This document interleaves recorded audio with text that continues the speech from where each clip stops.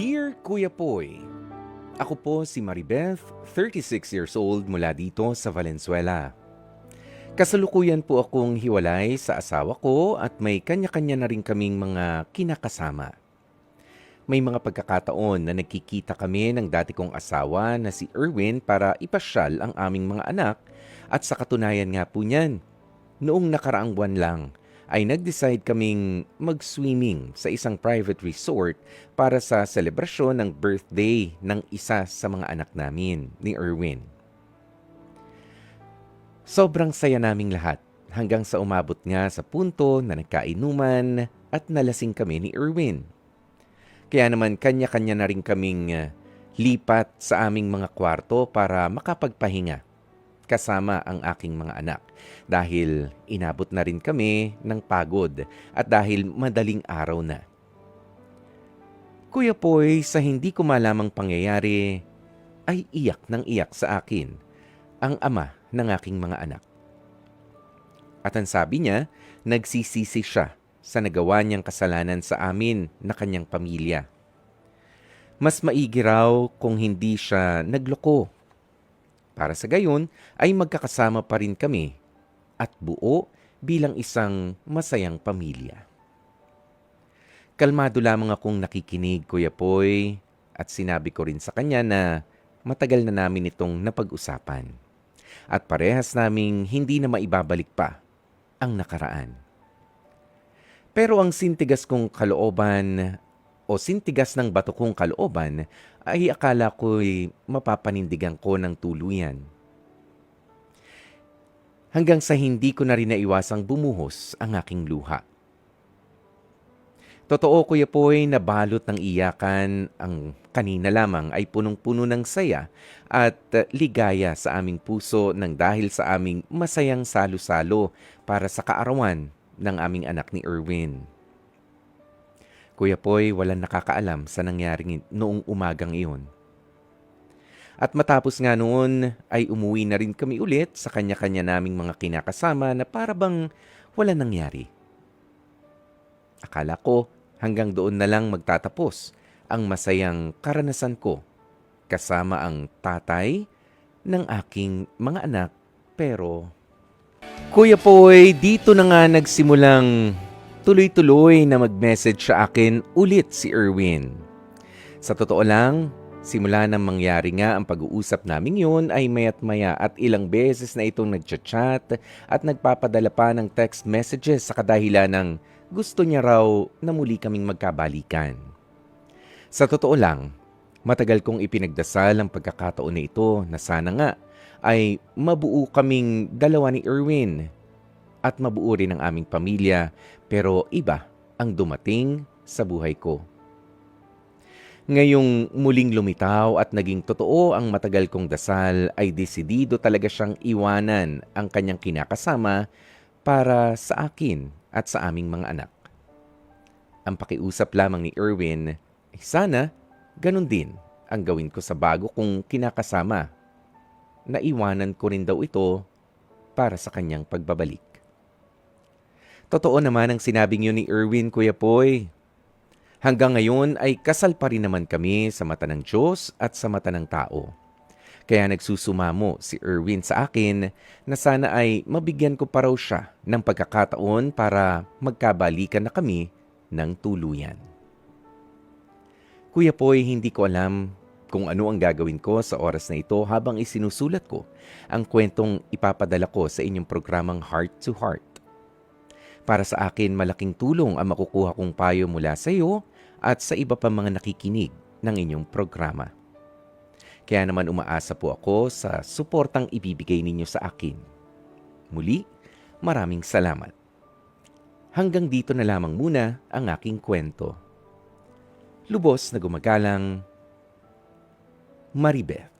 At napakinggan nga po natin kanina, no, ang kwentong ipinadala sa atin ni Maribeth tungkol sa pagpapahayag na naman ng pagkagusto na makipagbalikan ng kanyang asawang si Erwin na matagal-tagal na rin na hiwalay sa kanya.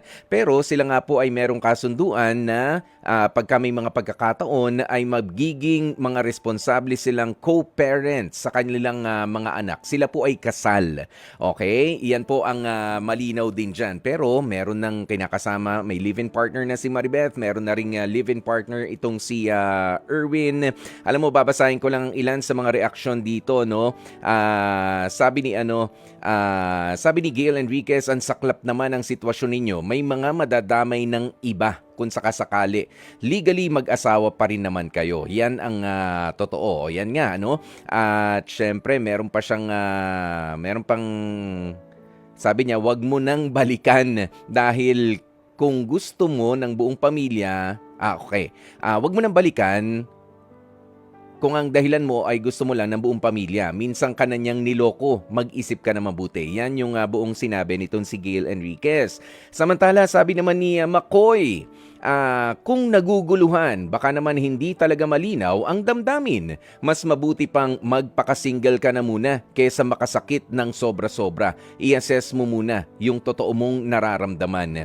Tama po yung mga ganyang kaisipan. Dahil unang-una, ingatan mo yung pinaplanong pagbabalik na yan nitong si Erwin nang dahil doon sa isang selebrasyon.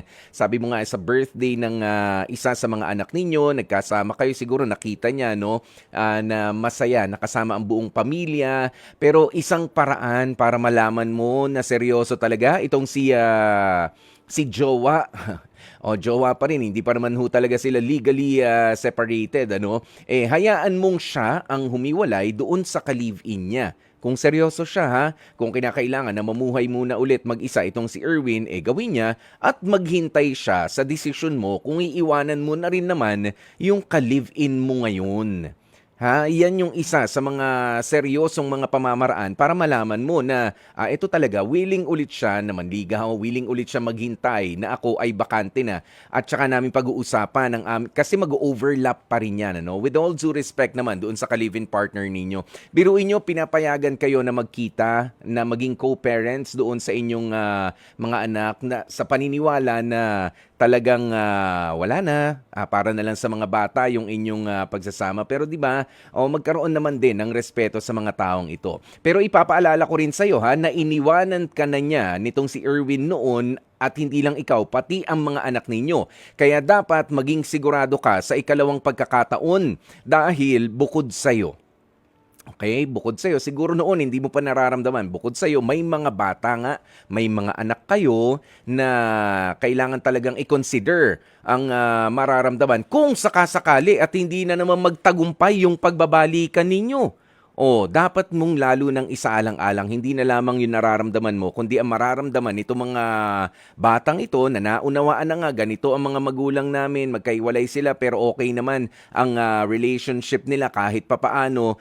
Tapos nung nagsama, lalo lang rin silang nag-away, kung sakasakali, napakasakit niyan para sa mga bata. Kaya tiyakin ninyo, siguraduhin ninyo na yung pakikipagbalikan na yan ay hindi bugso ng damdamin lang. Nang dahil doon sa selebrasyon na masaya na nakita nga nitong si Erwin.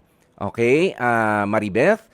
Siguraduhin yung hindi bugso yan ng damdamin. At doon naman sa mga taong tinanggap kayo at nirespeto nga kung ano ang meron pa rin kayo, ang mga ka-live-in ninyo. Feeling nyo, safety net itong mga taong ito sa emosyon ninyo at kapag hindi na naman umubra ang pagbabalikan ninyo, makakabalik kayo, hindi na naman nag-workout yung namin yung relationship namin mag-asawa, tara tayo ulit. Swerte nyo naman. Teka lang, hindi naman tama na isipin yan. Kaya kung magdidesisyon ka, Maribeth, I think hindi ka dapat magpa-pressure na, sige, makikipaghiwalay si Erwin doon sa ka-live-in niya, basta makipaghiwalay ka rin sa'yo.